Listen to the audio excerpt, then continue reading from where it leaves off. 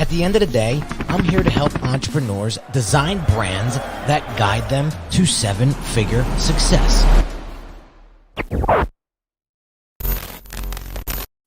What is going on, everybody? Welcome to another Brand Doctor live stream. We got my man Oase Q in the house, and we're going to be talking about how to get people into your funnel. How do you get them into your ecosystem so that you can start nurturing that relationship and turning folks into paying clients? I mean, very, very important here. I mean, once you have your funnel built out, you got to start thinking about traffic sources, or you should have been thinking about traffic sources prior to the funnel build out if you did the proper strategy, which we'll talk about in a few. But before we get into that, Oase, let me ask you a quick question here. How important is it to understand your ideal client when orchestrating and putting together your funnel strategy? So I'm going to respond to that question with another question. What's going to happen to all the people that are showing up into your funnel if you haven't properly defined those people? If you haven't properly defined who your ideal client is, you really think that those people are actually going to convert into paying customers? Well, I think the messaging is going to be off. I think the impact and the connection, the relevancy, the dynamic of the relationship between you and your audience is going to be out of tune. And that's you're going to suffer by lack of conversion. And so that's why it's so important to understand knowing who your client is, knowing the offer that they're willing and able and ready to buy, and creating a funnel strategy and an offer that's going to make them say, I need this now. Right. Or exactly. It's going to scratch an itch. Yeah. It's going to scratch an itch that they're having right now. And so very, very important. So I just want to encourage people that are watching live, if you have any questions or you want to contribute to the conversation, please feel free to drop in the comments, and I'll be fielding the questions in the comments and featuring you guys on the live stream today. I want to make this as interactive and as possible, because, you know, two handsome guys talking to each other on a live stream, you can get that anywhere. But when you get the interaction from the audience, it changes the whole dynamic of the live stream. So I want to encourage that. There's no such thing as a stupid question.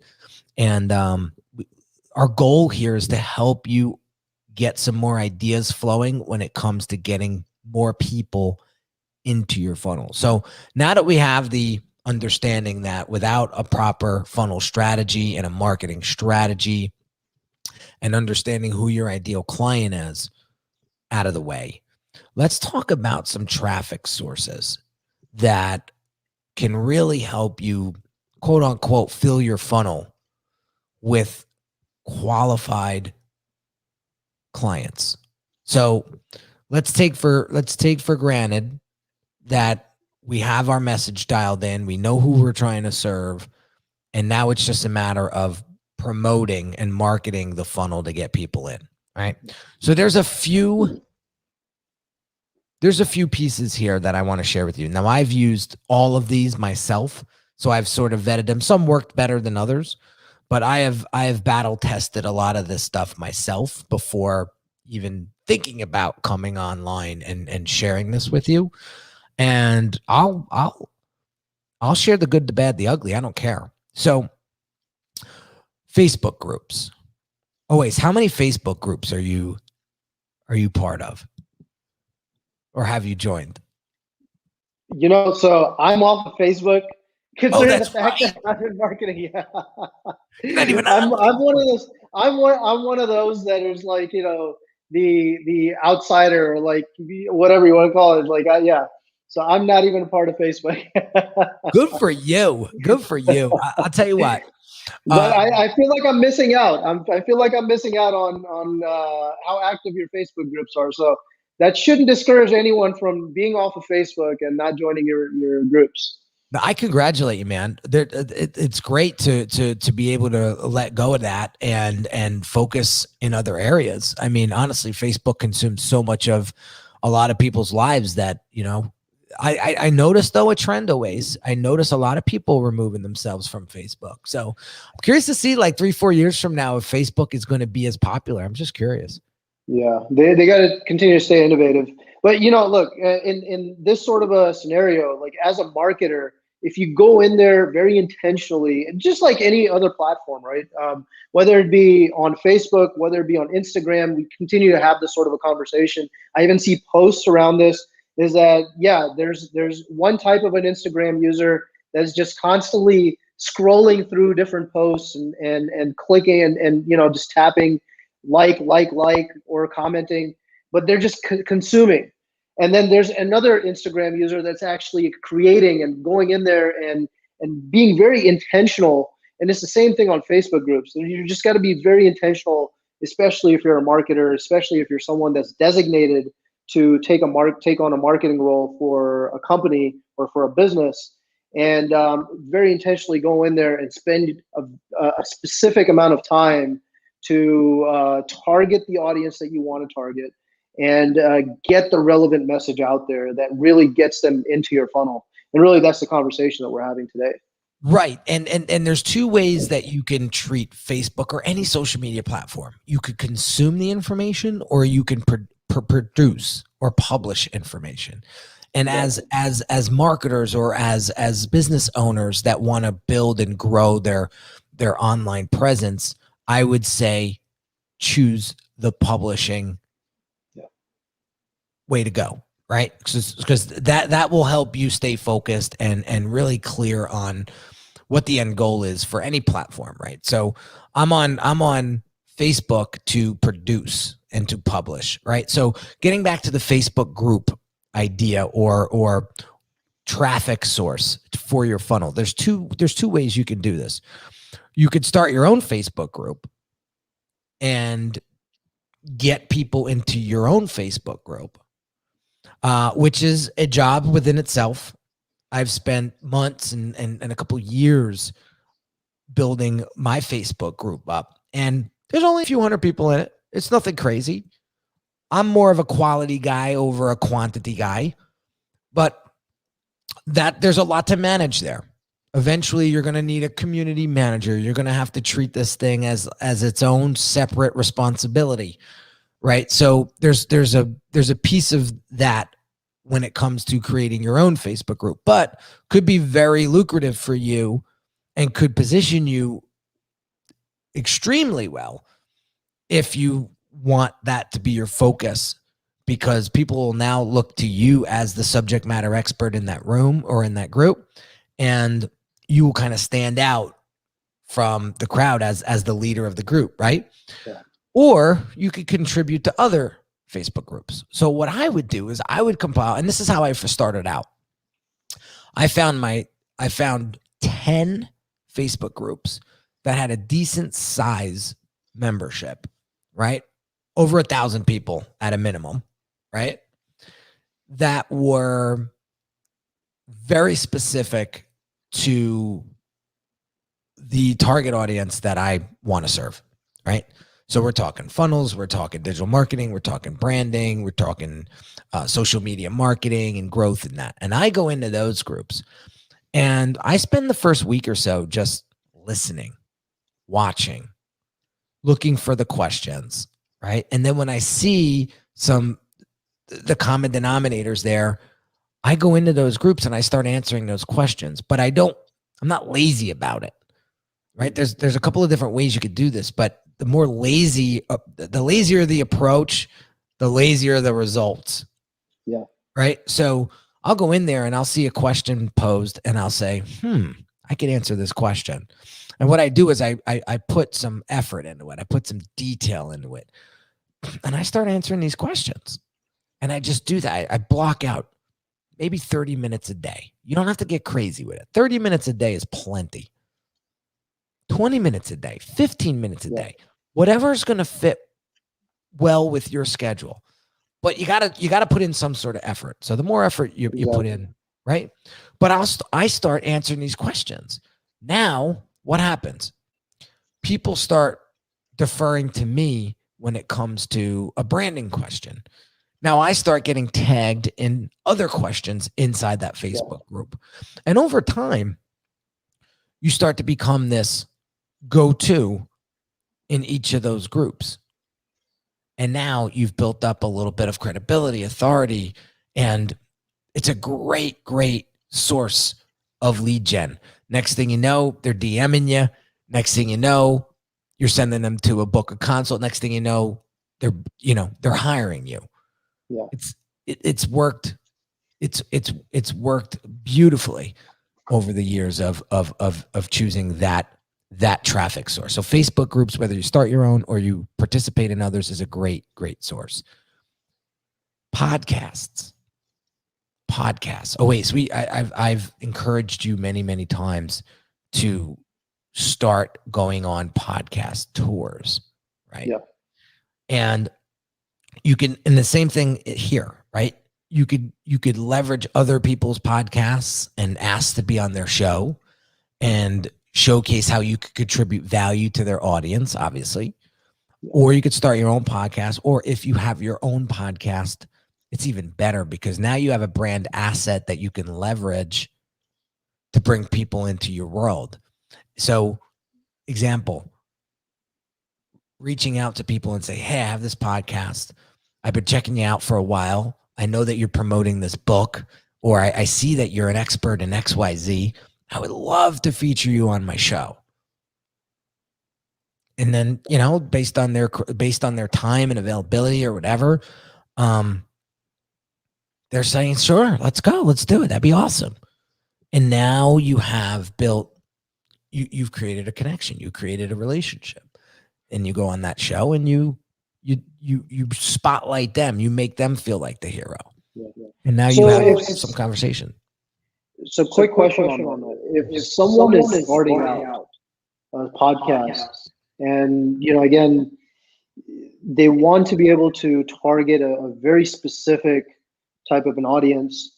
And then, of course, when it comes to the specific guests that they're wanting to bring on, tell let's tell everyone that's listening in, how were you able to go after someone like, in your early years, especially, like someone like Patrick Bet-David in Valuetainment?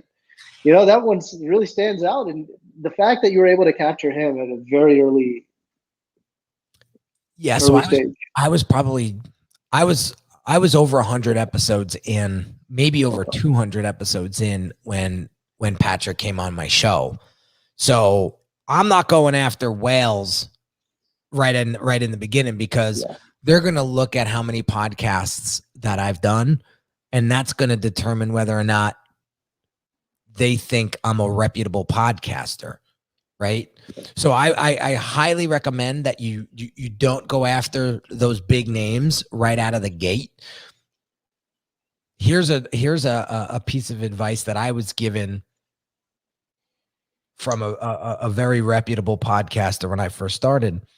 He said, you want to have at least, if you want to go after some big names, you want to have at least 80 podcasts under your belt before you start going. Because if you go after somebody like Pat or Russell Brunson or something like that, whoever their gatekeeper is, they're going to go to the podcast and they're going to say, all right, this person has 5 podcasts.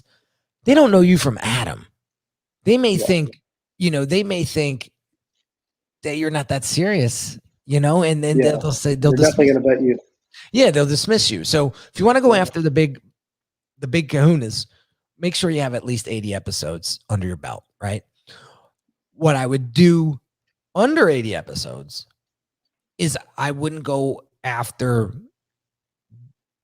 big kahunas. I'd go after other people that may not be as big in the industry, but are extremely what's the word? Seasoned. And they know and they know what they're talking about. And you bring them on the show. right?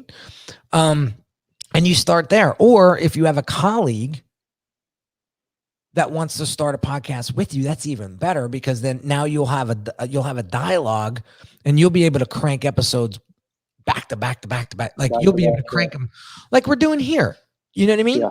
Like it's great I could live stream all day by myself and absolutely be fulfilled, or I could bring you on the show and create a dialogue where it'll create different messaging, it'll create different insights, it'll create different value, and it's awesome, right? And you don't feel like you're all up here by yourself, right? So there's a ton of ways to do it, but podcasting is a phenomenal way to drive people into your funnel. So whether you go on other shows or you start your own, which I highly recommend you start your own, because again, it's another asset in your brand repertoire that is going to help you. It's like a tool. It's another tool to help you get your voice out there and be heard, right? Live streams is another one, another great way to fill your funnel. I mean, man, if I didn't live stream, I would be a ghost in this world. Right? Think about it. So what's your success rate? And like when you do live streaming, give us a little bit of a scenario. What's happening there?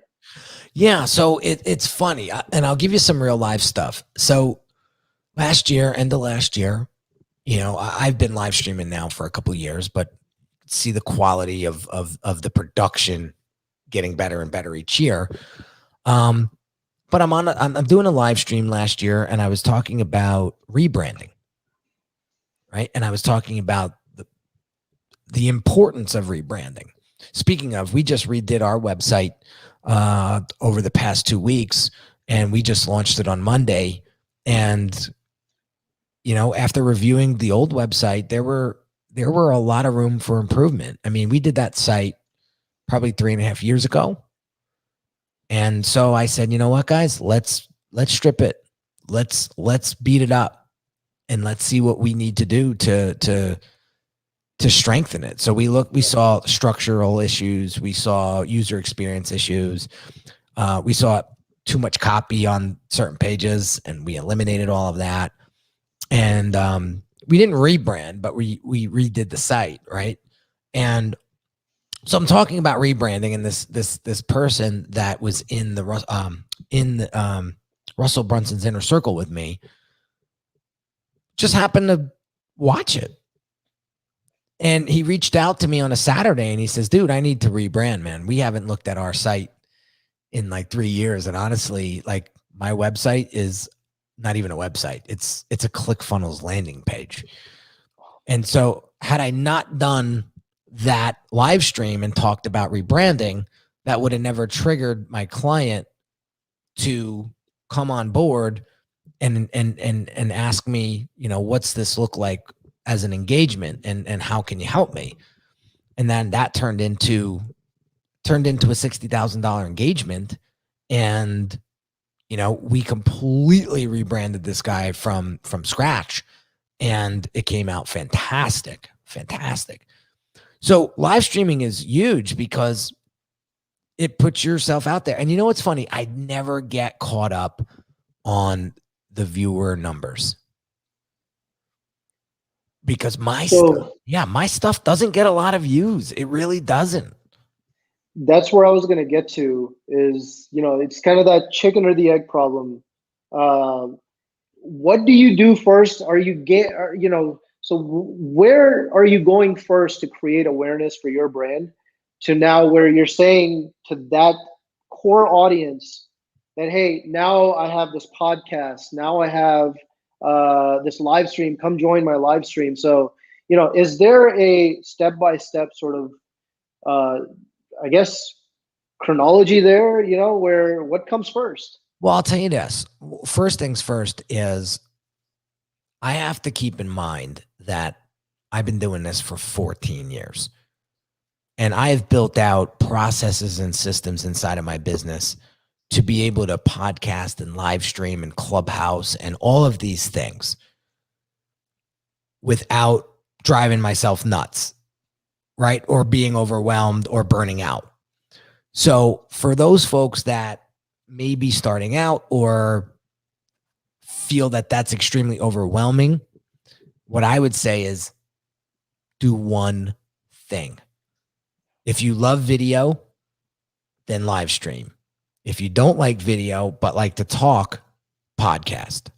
If you don't like either and you like to write, then blog your ass off and don't do anything else. Master one vertical or one channel or one traffic source at a time and then move on. All right. That's the first thing that I would say. All right. And my coaches over the years have told me, like, Henry, you're doing too much and it's overkill, and you're doing, it's like you're giving 60% effort or 50% effort or, a 33% effort if you're doing three things. Why don't you just do one thing 100% and watch what happens?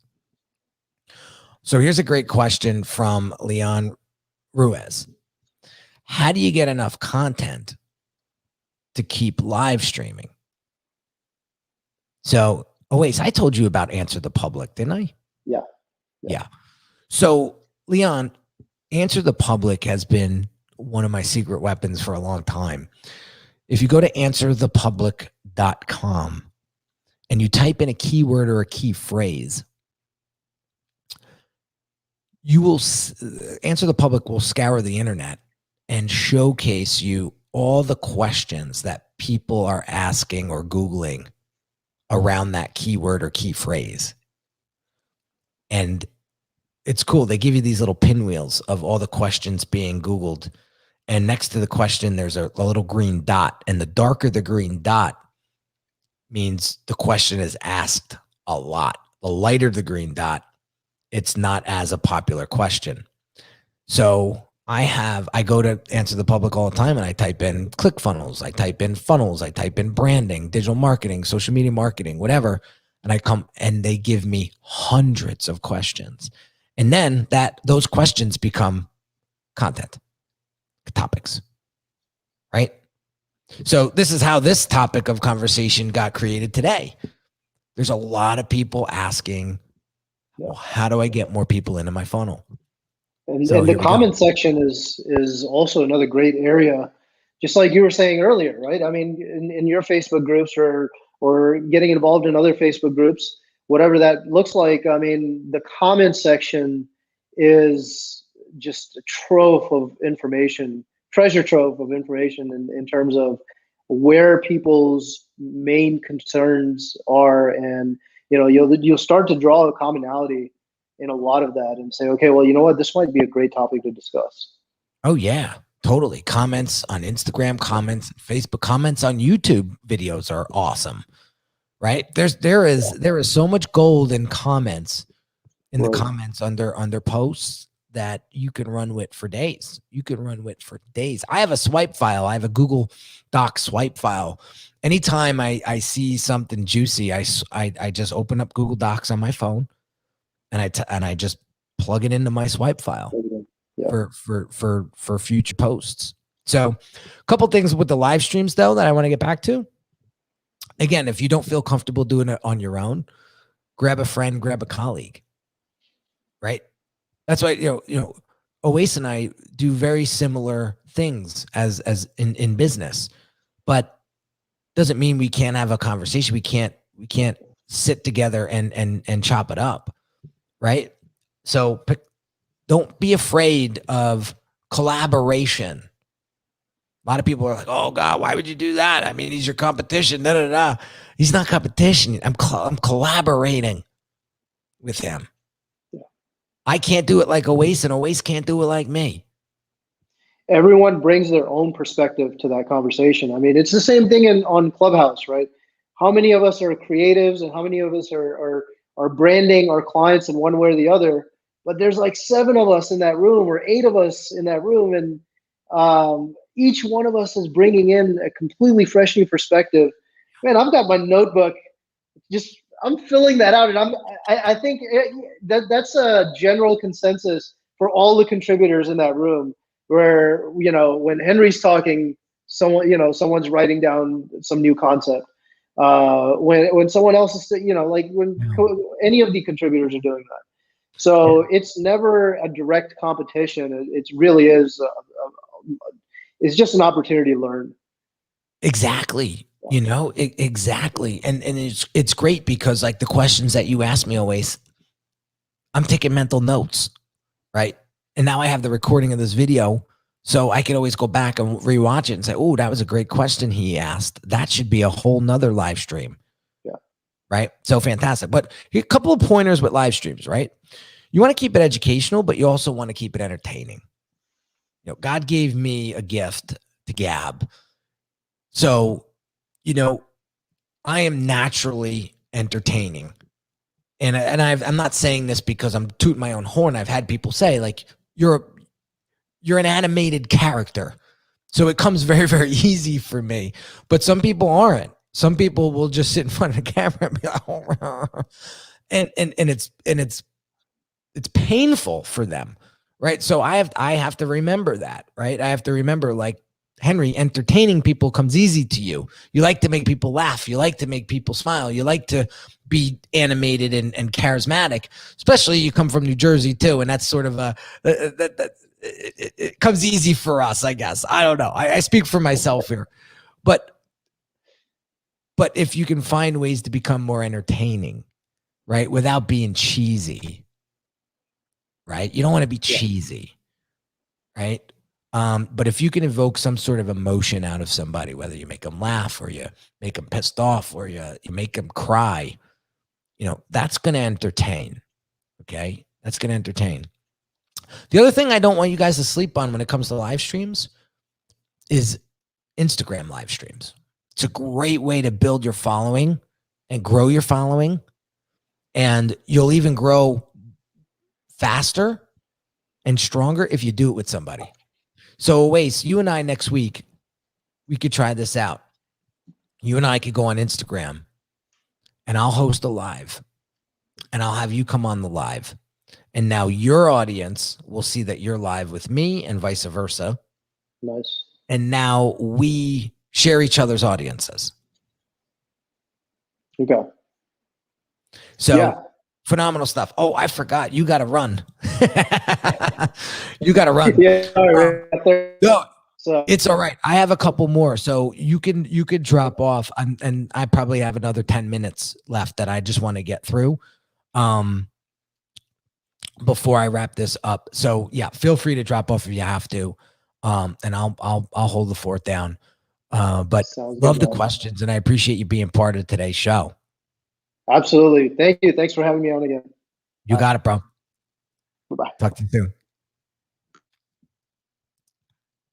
We'll go like that and boom. Okay.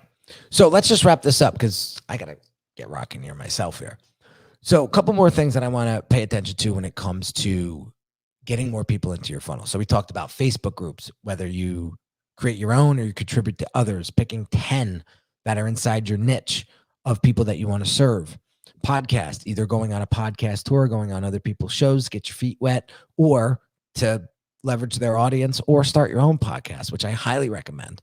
And if you need a resource to help you get your podcast going, I'll give you my podcast publishing company. I've been using them for 4.5 years. They are outstanding. Outstanding. All I have to do is record the damn podcast, like record the audio, and they do everything else. I touch nothing. It's a phenomenal service. If you're interested, shoot me a DM or PM or shoot me an email and I'll get you access to them. I'll make the introduction.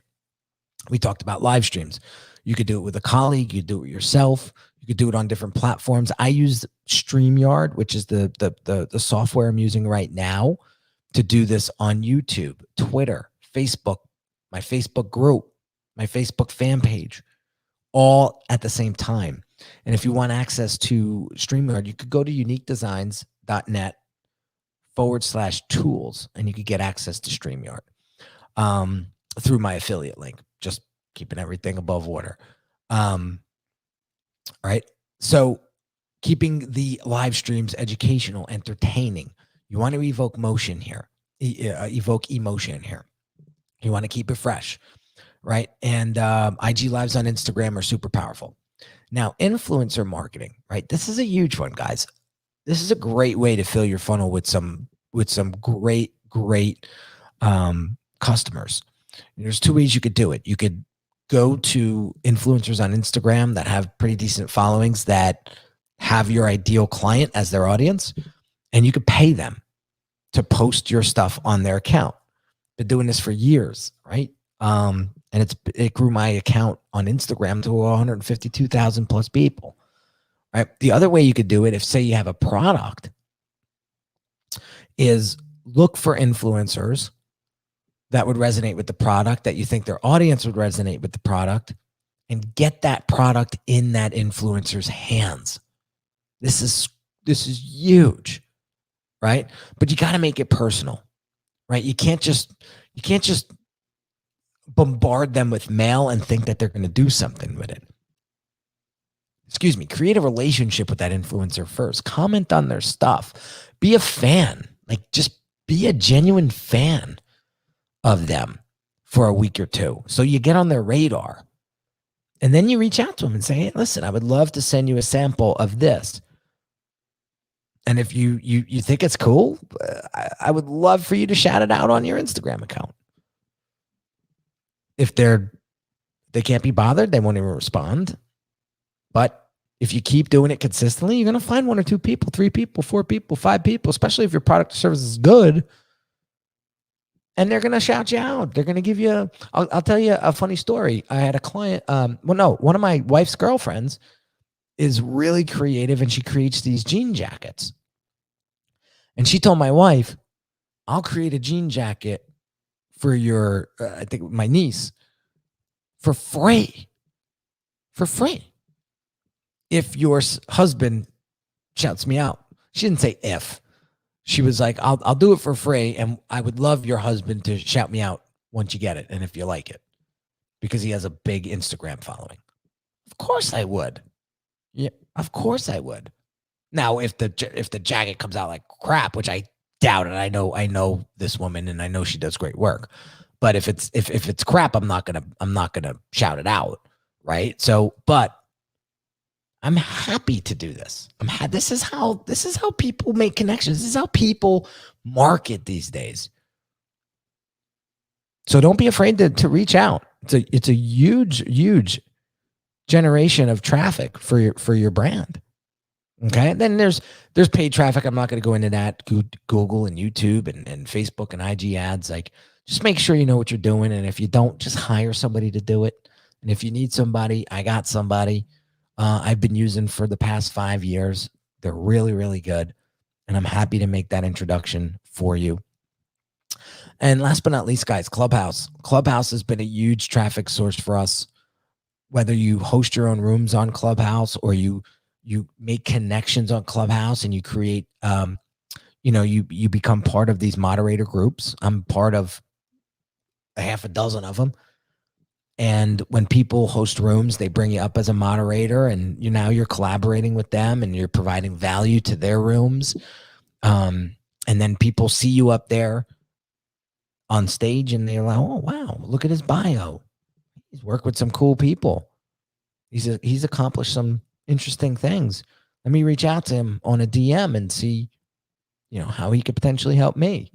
And we generated quite a bit of business off of Clubhouse over the past couple of months, just by providing value and going deep with people. I don't like to give too much advice on Clubhouse because there's too much of that.